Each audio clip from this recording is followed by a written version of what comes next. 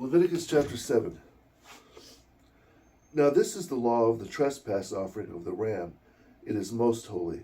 In the place where they kill the whole burnt offering, they shall kill the ram of the trespass offering before the Lord, and its blood he shall pour all around the base of the altar. He shall then offer from it all its fat, the fat tail, the fat that covers the entrails, and all the fat above the entrails, the 2 kidneys, and the fat on them, by the flanks, and the fatty lobe attached to the liver above the kidneys, he shall remove. Then the priest shall offer them on the altar of burnt offering to the Lord. It is a trespass offering.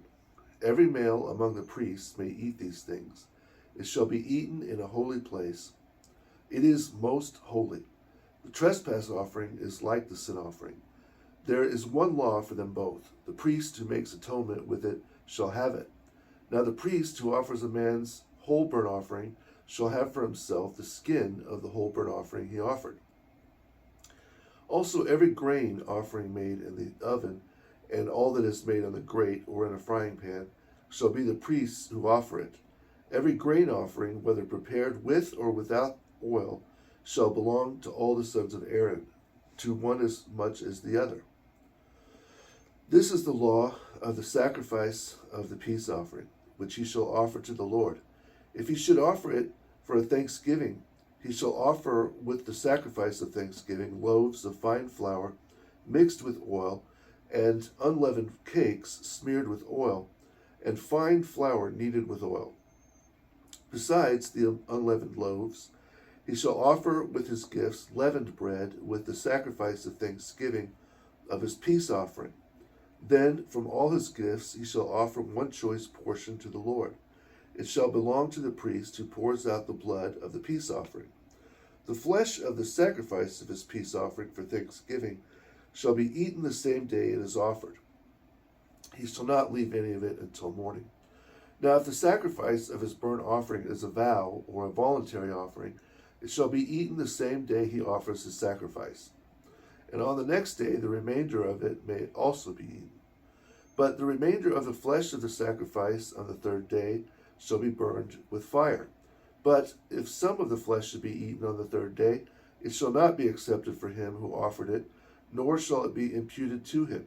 It is a defilement, and the soul who eats from it shall bear guilt. The flesh that should touch any unclean thing shall not be eaten. It shall be burned with fire, but all clean flesh may be eaten. But the soul who eats the flesh of the sacrifice of the peace offering, which is the Lord's while he is unclean, that soul shall be utterly destroyed from among his people. Moreover, the soul who touches any unclean thing, or some human uncleanness, or an unclean animal, or any abominable unclean thing, and who eats some of the flesh of the sacrifice of the peace offering, which is the Lord's, that soul shall be utterly destroyed from among his people. Again the Lord spoke to Moses, saying, Speak to the children of Israel, saying, You shall not eat any of fat of oxen, sheep, or goats, also the fat of an animal that dies naturally, and the fat of what is torn by wild beasts may be used in any other way. But you shall by no means eat it. For whoever eats the fat from the cattle which someone is going to offer to the Lord as a burnt offering, that soul shall be utterly destroyed from among the people, from among his people.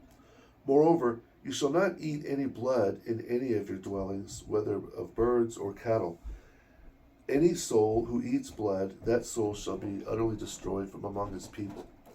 Furthermore, the Lord spoke to Moses, saying, Speak to the children of Israel, saying, He who offers the sacrifice of the peace offering to the Lord shall bring his gift to the Lord from the sacrifice of his peace offering.